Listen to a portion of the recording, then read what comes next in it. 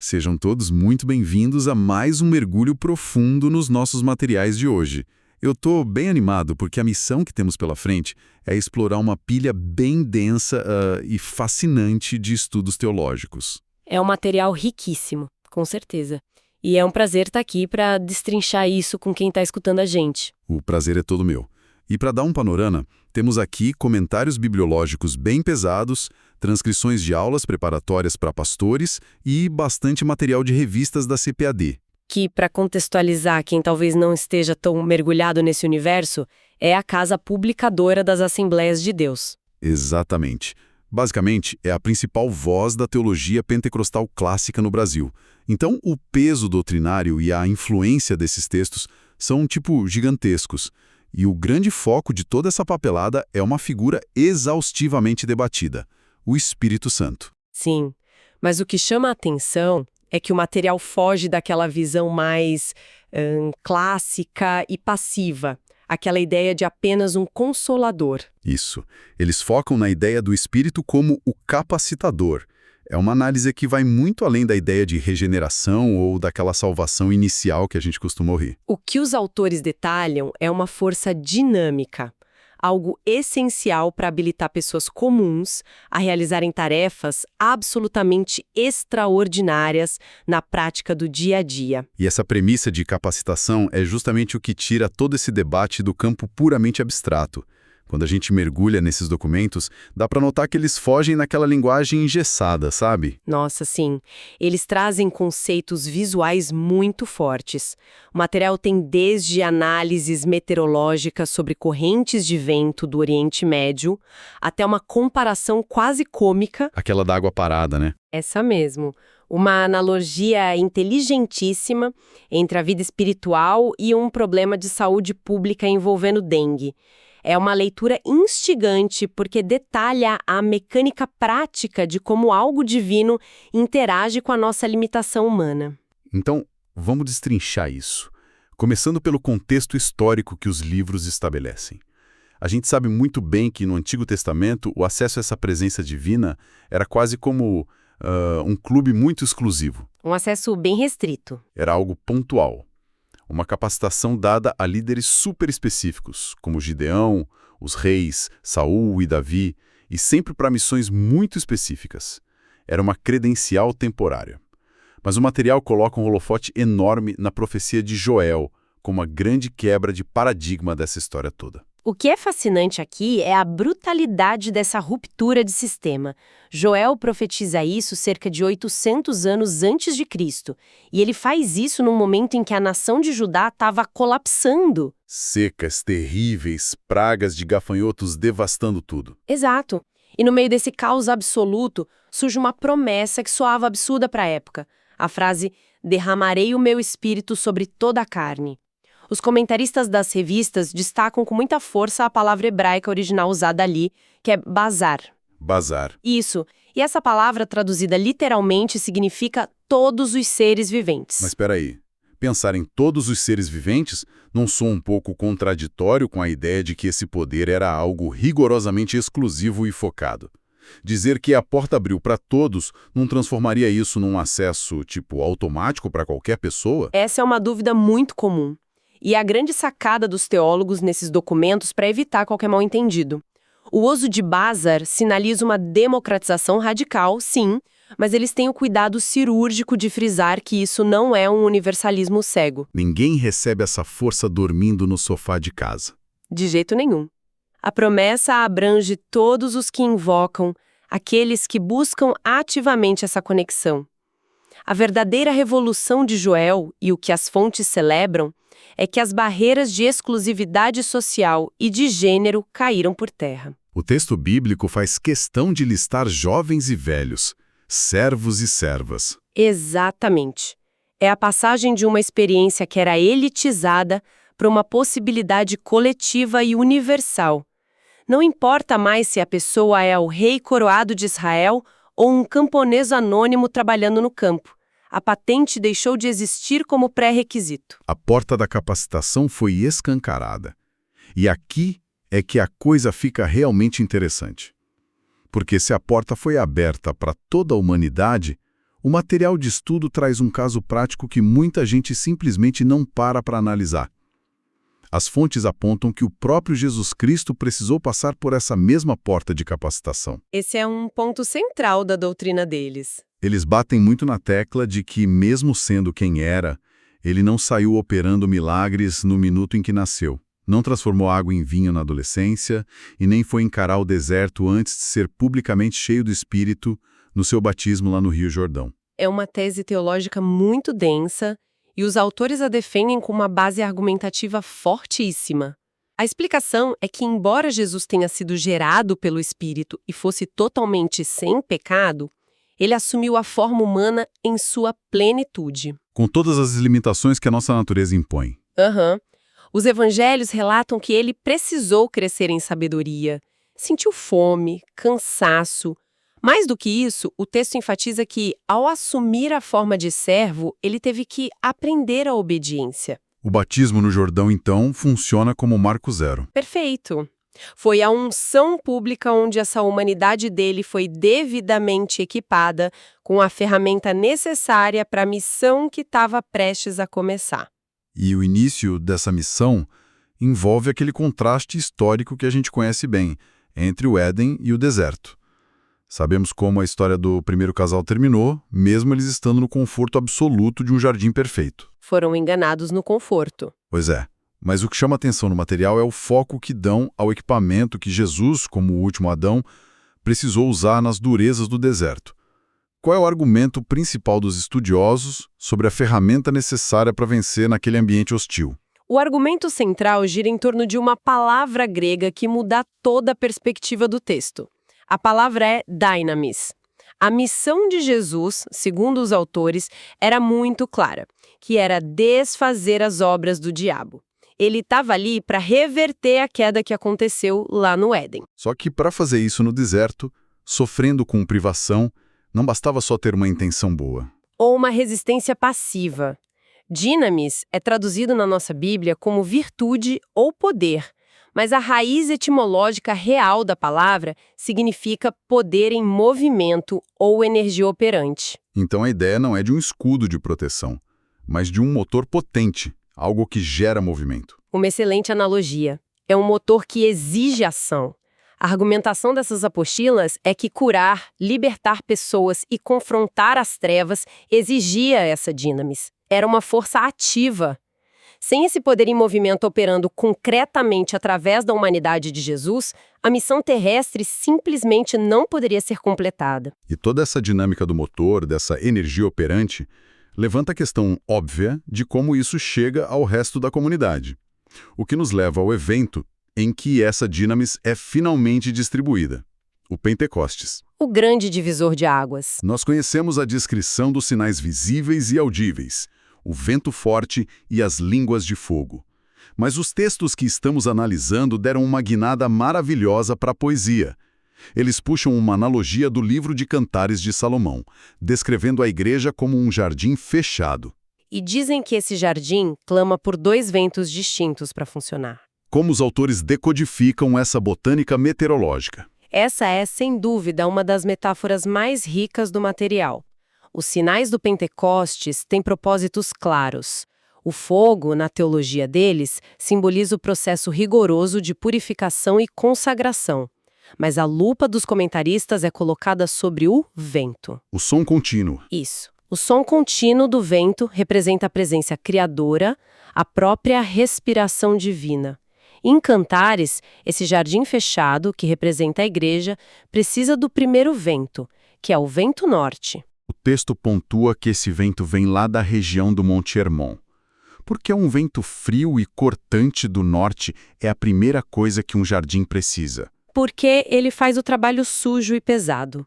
O vento frio do Monte Hermon tem a função de varrer o jardim.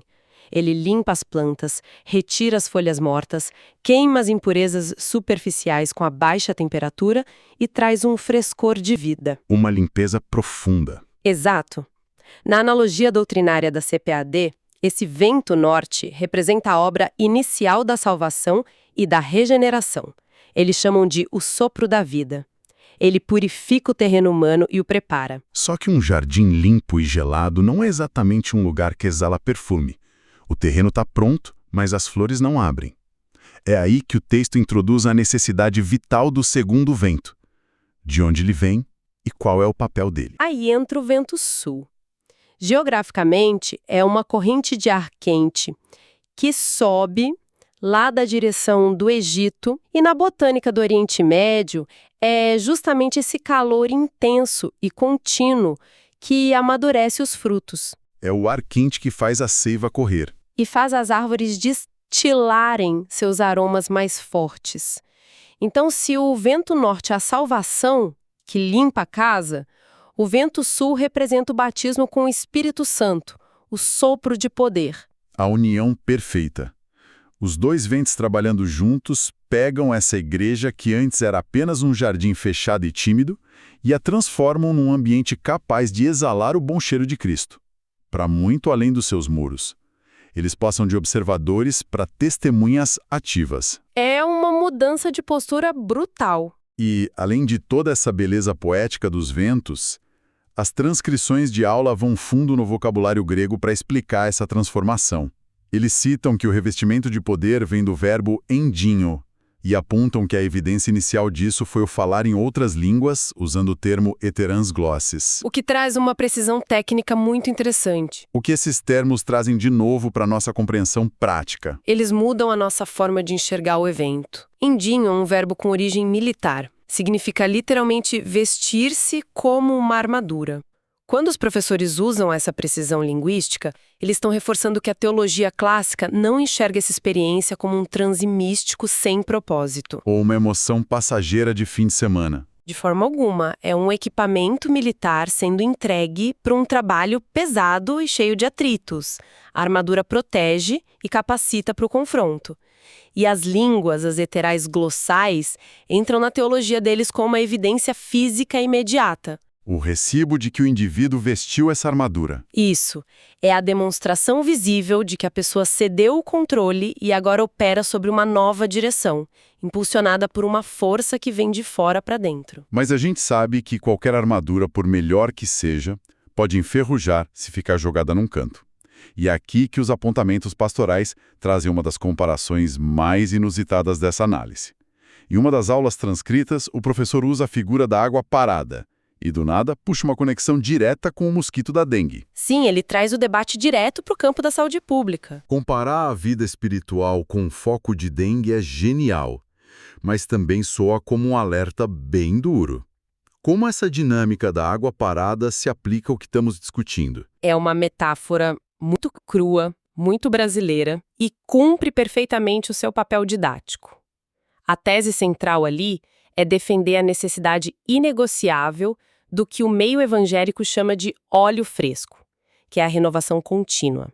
A manutenção diária. Os teólogos argumentam que o nosso ser exterior, nosso corpo, nossa mente, se desgasta e se corrompe naturalmente com o tempo, com a pressão da vida.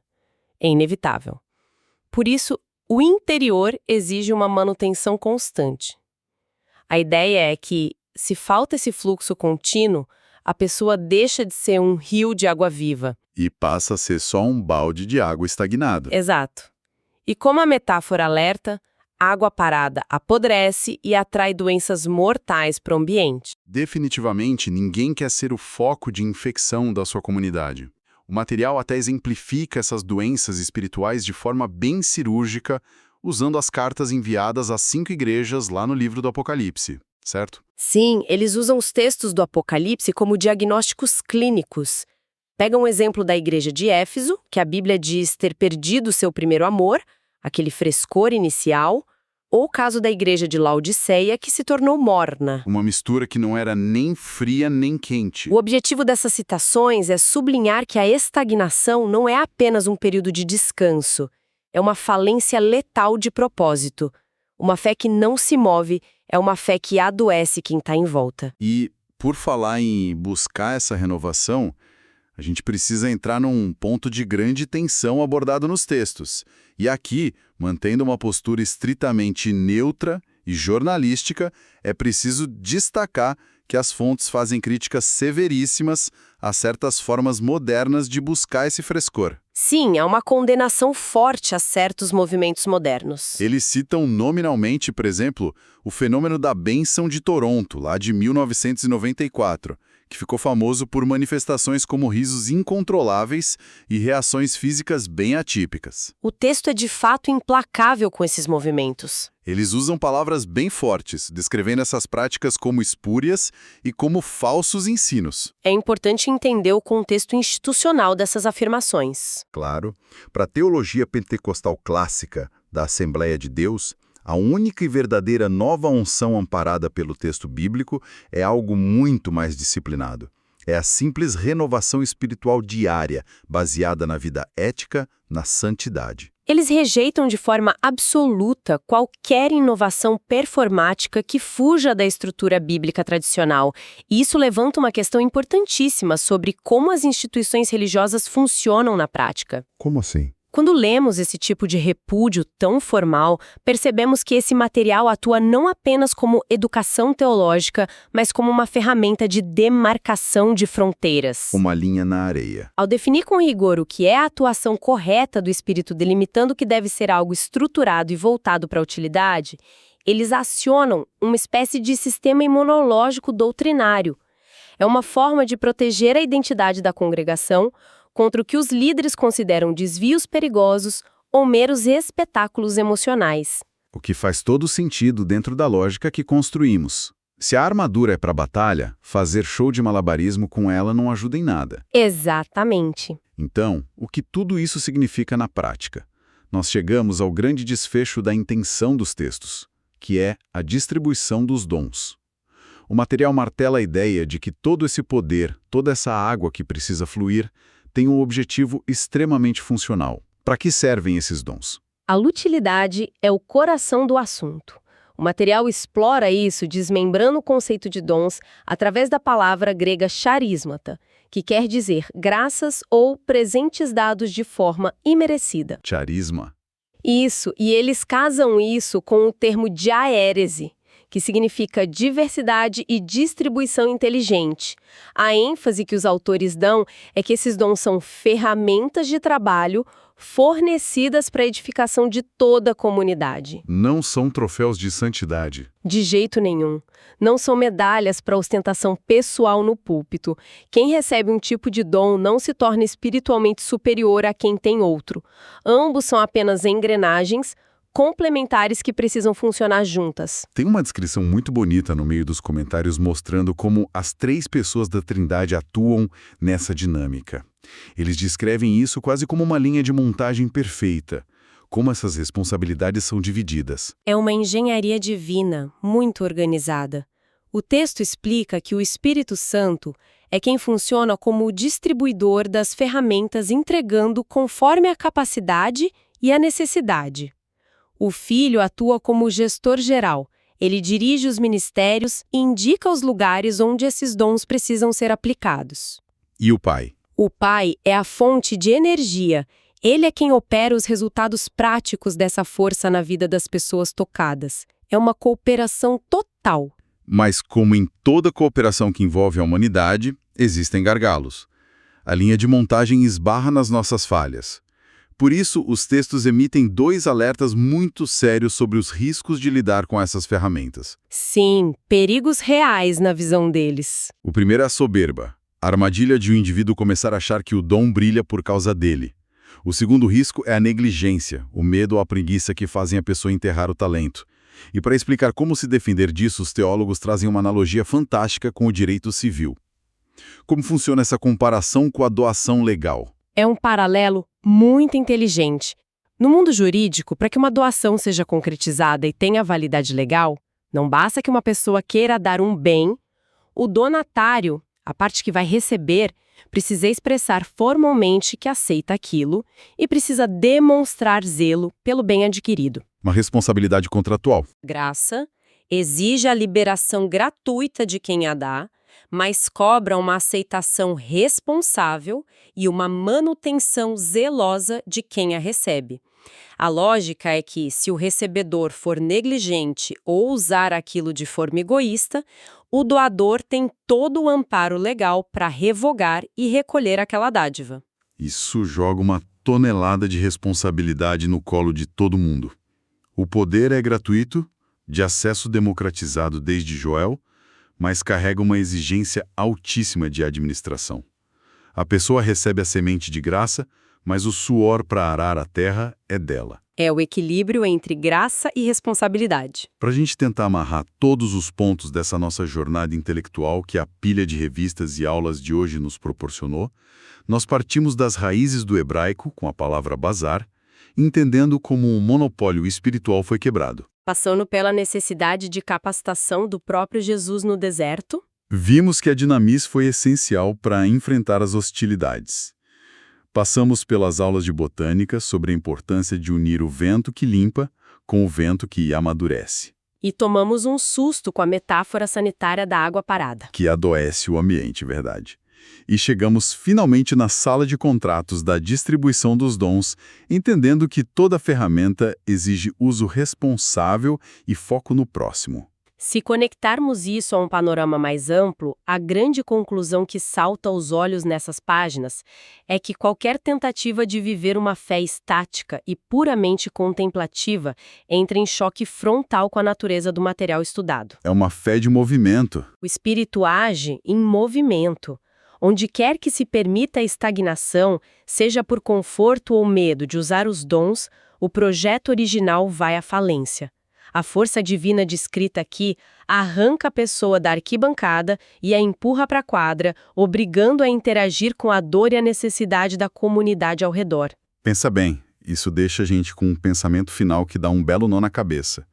Especialmente se olharmos para a cultura de hoje. Como assim? Se todo esse poder sobrenatural que analisamos, se todo esse maquinário complexo de capacitação profetizado lá no Antigo Testamento, e toda essa distribuição cirúrgica de ferramentas e dons, se tudo isso foi estritamente desenhado para o benefício coletivo, para edificar a comunidade, Certo. a que ponto essa febre moderna por uma espiritualidade VIP, superindividualista, vivida de forma isolada e focada apenas no bem-estar pessoal, não seria a maior contradição imaginável a essa força? Se ela nasceu para ser essencialmente comunitária, talvez a busca pelo isolamento seja a nossa pior água parada. É uma reflexão em tanto para se levar para a vida. Deixamos essa provocação no ar para todo mundo digerir e pesquisar por conta própria. Encerramos a nossa exploração profunda das fontes de hoje por aqui. Um grande abraço a todos que nos acompanharam e até o nosso próximo mergulho.